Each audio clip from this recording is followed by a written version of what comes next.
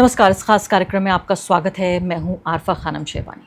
कहा जा रहा है दुनिया में बाकी चीज़ें तो सब टेम्परेरी हैं, यानी ज़िंदगी, मौत, जीना, मरना, सूरज का निकलना, सूरज का छिप जाना, लेकिन एक चीज़ परमानेंट है, वो है डोनाल्ड ट्रंप की थ्रेट्स। अगर गूगल पे जाएं, अभी आप टाइप करें कि डोनाल्ड ट्रंप थ्रेट, तो गूगल आपको अलग अनेकों तरह के ऑप्शन देता है कि थ्रेट आज की चाहिए आपको बताइए, या कल की चाहिए, आने वाले कल की चाहिए, इस हफ्ते की थ्रेट्स चाहिए। यही थ्रेट्स वजह बन रही है फिर से एक बार ईरान के ज़रिए, जो ईरान के बारे में बातचीत हो रही है, ईरान पर जो थोपा गया युद्ध है, उस युद्ध को शांति की स्थापना के लिए जो पूरी दुनिया में कोशिश हो रही है वो डिरेल हो गई, वो एक बार फिर से ट्रैक से उतर गया है। इससे पहले कि इस पर और ज़्यादा आपको जानकारी दूं मैं कि आखिर जो आज ताज़ा समाचार हैं और उसमें डोनाल्ड ट्रंप की क्या थ्रेट्स हैं, मैं आपको कुछ बहुत ही नाटकीय एक ड्रामेटिक वीडियो दिखाना चाहती हूँ। उस वीडियो को ध्यान से देखिए कि किस तरह से आज की दुनिया में जो हम जी रहे हैं, जिस दुनिया में जंग है, खून खराबा है और एक तरह से दादागिरी है ऐसे देशों की जो कि ताकत में बड़े हैं, और वो देश जो इस सब के बावजूद कि उनके पास उतनी ताकत नहीं है, लेकिन किस तरह से ईरान जैसे देश अपने पैरों पे खड़े हुए हैं। आपको ये तस्वीर दिखाती हूँ, ये वीडियो दिखाती हूँ, स्लो मोशन में इस वीडियो को देखिए। इस वीडियो के बारे में जब आप इस वीडियो को देखेंगे तो आपको साफ तौर पे पता चल जाएगा कि क्या ईरान पे जो ये युद्ध थोपा गया है, इसके बारे में जो शांति की स्थापना हो रही है, क्या इसमें शांति होगी या नहीं। अभी फिलहाल आप ये देखिए, ईरान के विदेश मंत्री इस पूरे हॉल में दाखिल होते हैं। अरागची साहब, जी हाँ, वो सुपरस्टार जिसके बारे में पूरी दुनिया बात करती है, इस चेहरे को पूरी दुनिया जानती है, वो आगे बढ़ते हैं और शहबाज शरीफ, पाकिस्तान के प्रधानमंत्री, उनके साथ हाथ मिलाते हैं। उन्हीं के बराबर में खड़े हैं आसिम मुनीर साहब, उनसे भी बातचीत होती है। लेकिन उसके बाद जेडी वेंस दूर किनारे खड़े हुए हैं कॉर्नर में। ऐसा लगता है कि बिल्कुल जैसे कहते हैं ना, एक तरफा प्यार, एक वन साइडेड लव, ऐसे ही बिल्कुल नज़रें चुराकर अरागची को देख रहे हैं। आप सोच रहे होंगे कि अगला पल आएगा कि ये अरागची साहब जो हैं जेडी वेंस की तरफ, जो अमेरिका के उपराष्ट्रपति हैं, उनकी तरफ आगे बढ़ेंगे, वाइस प्रेसिडेंट के, उनसे हाथ मिलाएंगे और ये शांति वार्ता की शुरुआत नहीं बल्कि एक ऐतिहासिक लम्हा आपको देखने को मिलेगा। ये सब कुछ नहीं होता। वापस जाइए इस शॉट पर और देखिए किस तरह से ये हाथ मिलाया जाता है। इसके बाद वो आसिम मुनीर की तरफ आगे बढ़ते हैं। जेडी वेंस नज़रें बचा रहे हैं और वो सोच रहे हैं कि अगली बार वो उनसे मुलाकात करेंगे। वो सब कुछ नहीं होता। इन तस्वीरों का पूरे लब्बे लुबाब ये है कि डोनाल्ड ट्रंप ने अब एक नई धमकी दी है। नई धमकी ये है कि दुनिया के नक्शे से ही ईरान मिट जाएगा। Iran will not have a country. Iran नाम का देश ख़त्म हो जाएगा, ये कह रहे हैं डोनाल्ड ट्रंप। और क्यों कह रहे हैं? वो ये कह रहे हैं कि स्ट्रेट ऑफ हॉर्मुज़ को अगर नहीं खोला गया, क्योंकि आप जानते हैं जिस तरह से लेबनान पर लगातार अटैक हो रहा है, अभी भी 2 दर्जन से ज़्यादा लोगों को इजराइल ने मार दिया है। आप जानते हैं कि उनके विदेश मंत्री ने ये कहा कि अगर एक माँ इजराइल में रोती है तो हज़ारों माँओं को लेबनान में रोना पड़ेगा, पूरे लेबनान को जलना पड़ेगा। एक और नया बयान आया जिसमें उन्होंने कहा कि लोग फ़र्क करते हैं हिजबुल्ला और लेबनान के बीच, ये तो एक भद्दा मजाक है, ये तो जोक है। यानी अब ये भी नहीं कह रहा है इजराइल कि ये हमला हिजबुल्ला के ऊपर हो रहा है, वो सीधे तौर पर कह रहा है कि पूरे लेबनान को जलना पड़ेगा। इतनी नाज़ी भाषा का इस्तेमाल वो लोग कर रहे हैं जो खुद नाज़ी जर्मनी में जेनोसाइड के नरसंहार के शिकार रहे, हॉलोकॉस्ट जिसे हम कहते हैं। वही लोग आज किस तरह से नेता जब बन गए, एक देश के मालिक बन गए, अब वो इसी तरह की नाज़ी फाशिवादी जेनोसाइडल भाषा का इस्तेमाल, सिर्फ भाषा ही नहीं बल्कि हिंसा का इस्तेमाल हो रहा है लेबनान के ऊपर। और इसीलिए नाराज़ है पूरे तरीके से ईरान, और ये बातचीत पटरी पर इसी लिए उतर रही है। इसके लिए स्विट्ज़रलैंड में ये पूरी बातचीत होनी थी, जिस पर ये ड्रामेटिक जो पूरे नाटकीय शॉट से मैं आपको दिखा रही हूँ, पूरे तरीके से ईरान के जो विदेश मंत्री हैं उन्होंने किसी भी यूनाइटेड स्टेट्स के अधिकारी या नेता से हाथ मिलाने से इनकार कर दिया, फ़ोटो खिंचवाने से इनकार कर दिया, बातचीत से इनकार कर दिया। हालांकि इस सब के बावजूद ईरान की तरफ से बयान ये आ रहा है कि अभी भी ये बातचीत आगे बढ़ रही है और हम इस बातचीत के लिए तैयार हैं। तो आप ये सोचिए कि आपने देखा कि पूरे हॉल में ये दाखिल हो रहे थे, पाकिस्तान के प्रधानमंत्री से कुछ शब्दों में बातचीत भी की, अब न जाने किस भाषा में दोनों के बीच बातचीत हुई होगी। इसके बाद वो अचानक मुड़े और कमरे से निकल गए। ये कमरे से निकलना एक तरह का पूरा एक फिज़िकल मैनिफेस्टेशन है, बातचीत के इस पूरे दायरे से निकल जाना। शहबाज शरीफ के चेहरे को लेकर काफ़ी चर्चा हो रही है। ये देखिए, फ़िलहाल ये वीडियो भी पूरे अंतर्राष्ट्रीय मंच पर छाया हुआ है, जिसमें बेहद परेशानी में और बहुत ही एक स्ट्रेस में, टेंशन में शहबाज शरीफ नज़र आ रहे हैं। ऐसा लगता है कि अभी कुछ ही पल में शायद रो देंगे। उनके चेहरे पर देखिए, आपके माथे पर पूरा पसीना और आंखों में हल्का सा पानी छलक रहा है। शायद वो अच्छे तरीके से देख रहे थे कि ये बातचीत जिसको लेकर पाकिस्तान लगातार कोशिश कर रहा है, अपने लिए एक वर्ल्ड स्टेज पर एक डिप्लोमेटिक जगह ढूंढ रहा है, एक मैसेंजर ऑफ पीस बनना चाहता है, वो सब कुछ कैसे एक कुएं में गिरता हुआ नज़र आ रहा है, सब कुछ नाकाम होता हुआ नज़र आ रहा है।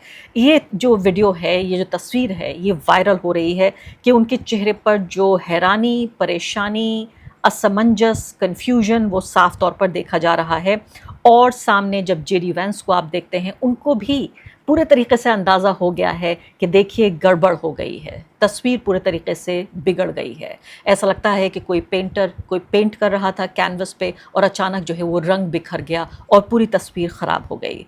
अब सोशल मीडिया पर जो रिपोर्ट्स आ रही हैं, इसके अलावा बाकी जो इंटरनेशनल मीडिया है, ख़ासकर यूएस मीडिया, वो कह रहा है कि जो ईरान का डेलीगेशन था वो किसी भी तरीके से तैयार नहीं था और ये आधिकारिक रूप से उन्होंने इस बात को कहा हो या ना कहा हो, फ़ारसी का ही एक शब्द होता है चैमे गुइयाँ यानी इधर उधर से सुनी गई बात, हियरसे के ज़रिए बताया जा रहा है कि किसी भी तरह के फ़ोटो सेशन में शामिल होने को तैयार नहीं थे और उम्मीद जो की जा रही थी कि ये एक हिस्टोरिक मोमेंट होगा, ऐतिहासिक क्षण होगा, जब आखिरकार 100 दिनों से ज़्यादा चलने वाली ये जंग, इसको एक फुल स्टॉप मिल जाएगा, दुनिया वापस अपने रूटीन पर लौट जाएगी, जो अर्थव्यवस्था पूरी दुनिया की गड़बड़ा गई है वो पटरी पर आ जाएगी और ख़ासकर हमारे जैसे देश जिनकी बड़ी एनर्जी रिक्वायरमेंट्स हैं, वो देश एक बार फिर से राहत की सांस लेंगे, स्ट्रेट ऑफ हॉर्मुज़ खुल जाएगा।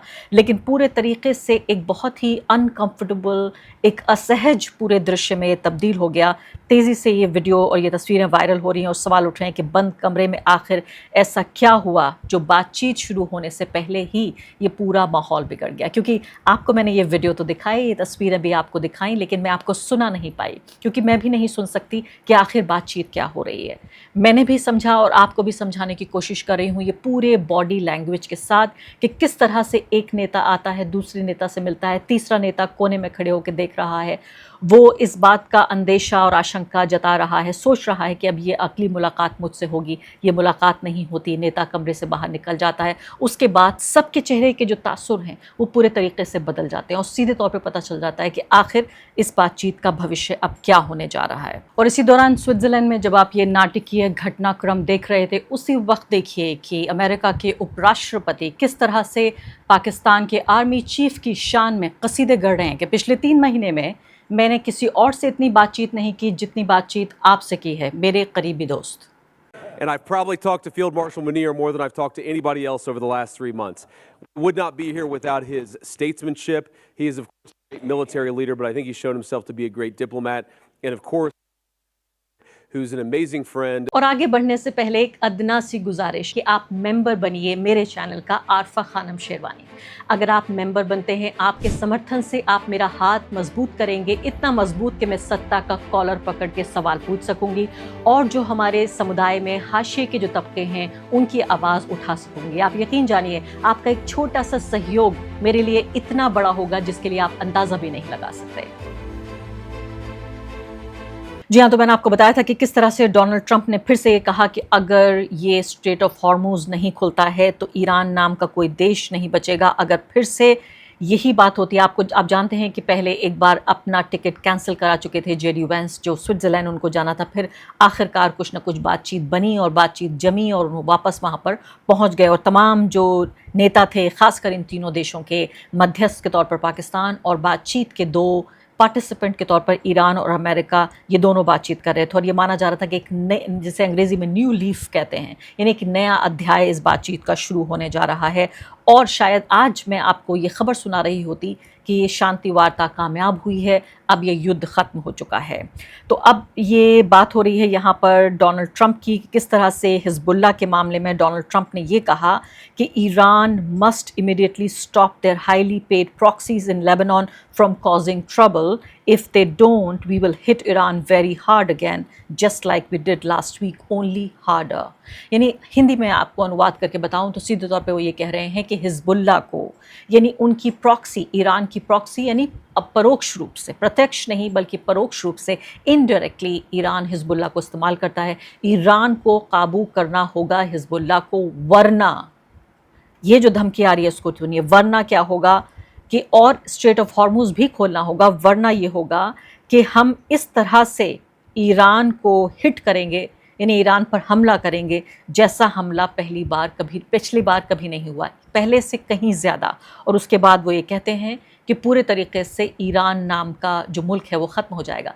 कितना भद्दा मजाक है पूरी दुनिया के साथ, उन तमाम लोगों के साथ जो चाहते हैं कि दुनिया में शांति हो और सक्रिय तरीके से इस शांति की स्थापना की कोशिश कर रहे हैं। पूरी दुनिया की नज़र थी स्विट्ज़रलैंड में ये जो शांति वार्ता हो रही है इस पर, कि आखिरकार ये देश आपस में सहयोग कर लेंगे। आप अच्छी तरह जानते हैं कि ईरान एक ऐसी स्थिति में, ऐसी पोजीशन में है जहाँ वो डिक्टेट कर रहा है कि उसे किस तरह से न सिर्फ कि ये जंग ख़त्म होगी, बल्कि किस तरह से ख़त्म होगी, इस जंग की शर्तें क्या होंगी, किस तरह से ईरान का जो जमा हुआ फ्रोज़न पैसा है उसको रिलीज़ किया जाएगा, ईरान के ऊपर से सैंक्शंस हटाए जाएंगे और ईरान के जो पुनर्निर्माण है, जो रीबिल्डिंग है, उस दिशा में काम होगा। ये सारी मांगें मानी जा रही थी। अचानक डोनाल्ड ट्रंप को कोई बुरा सपना आता है। जैसे मैंने कहा कि डोनाल्ड ट्रंप थ्रेट्स टुडे, आज की जो समाचार मैं आपको सुना रही हूँ, जिन समाचार में आज डोनाल्ड ट्रंप ने क्या थ्रेट्स दिए हैं, उनमें यही है कि देखिए हम ईरान नाम का जो कंट्री है वही नहीं बचेगा।